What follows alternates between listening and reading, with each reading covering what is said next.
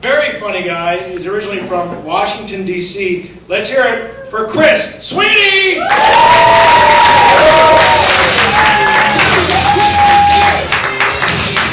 Hi, Clay Summers, the prettiest girl I know. So my roommate is the birthday girl. So that bit was ruined.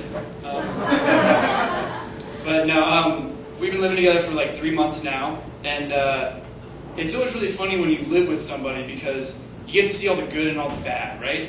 And you get to hear them say some really dumb stuff.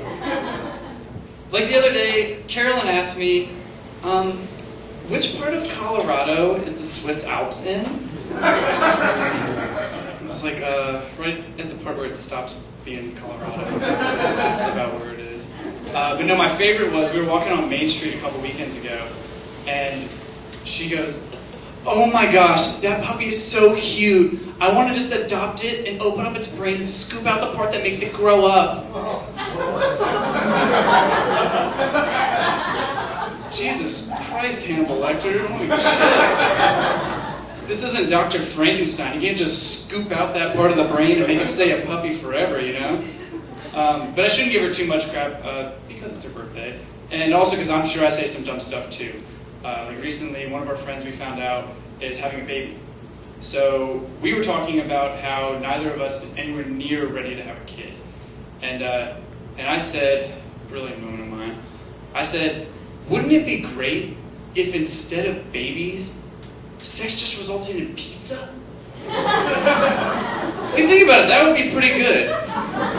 But how would that really work? You know, like, is the pizza dependent on how good the sex was? Like, if it's really good, is it like a deep dish, like 10 cheese, meat lovers, veggie supreme, like the whole works?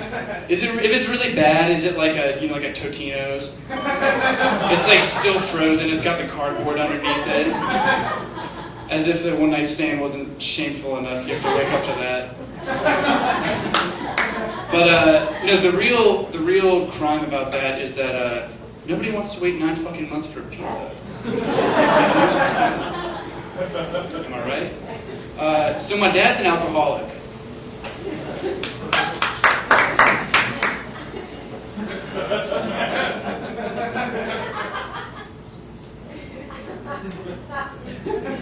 Okay. But he's always a really good dad, and you know, he used to make it fun for us, right? So he would lose things all the time when he was wasted, and he would say that he was hiding it. It'd be a game, you know? That's always fun for a kid. Like he would hide his wallet sometimes. Sometimes he'd hide his keys. Sometimes his emotional support for like years. Therapy. But you know, having a father like that is really different now that we have all this technology. You got Facebook, cell phones, and all this stuff. But my dad is horrible with technology, like alcohol or not. He's just really bad with technology. But he tries to text me all the time. So he'll text me things, but he doesn't use any conventional guidelines to English, like context, or like punctuation, or anything like that. So I'll read you some of the texts. For instance, recently he said, "How are you doing?" Okay, actually that one is pretty normal. But okay, here's actually a good one. So I'll give you the full context of this. I talked to my dad in 2 weeks, and the most recent text that I had sent to him before that, and I quote, "Yeah, that'll happen at Chili's." Whatever that means. So we hadn't talked in 2 weeks, and he texts me out of the blue and he says, "Oh, having fun?" There's no question mark, no exclamation. Is he having fun? Am I supposed to be having fun? Did I tell him I was doing something fun and now I'm missing out on my own fun thing?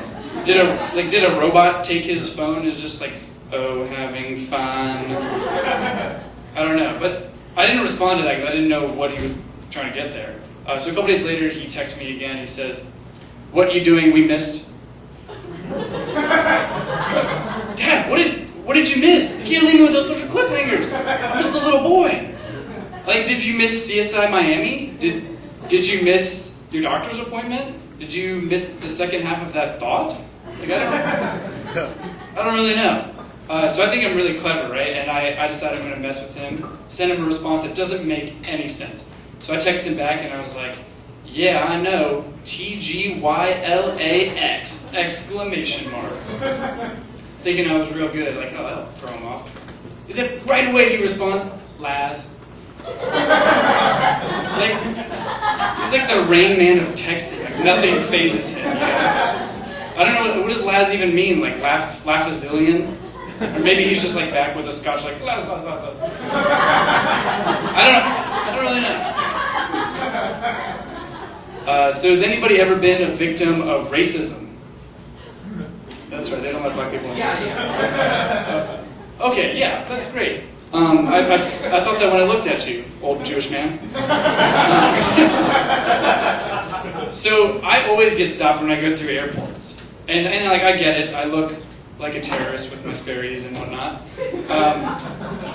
But they always pull me aside, and they don't do what you would expect. They don't, like, pat me down or anything like that.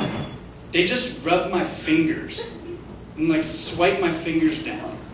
As if bad cuticles are a threat to liberty or something. Like, I don't know, maybe they think I'm the infamous, like, finger bomber, which actually sounds more like a creepy guy at a frat party than a terrorist.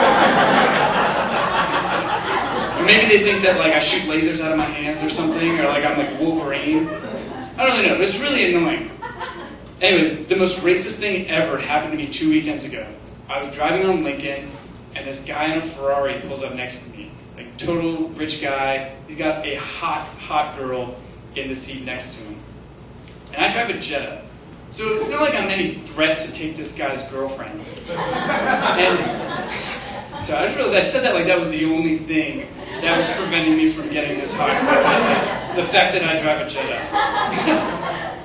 Anyways, so this guy rolls down his window, and he stops the music, and he looks over to me and goes, "Yo, buddy, how much elephant power does that thing get?" It's cool.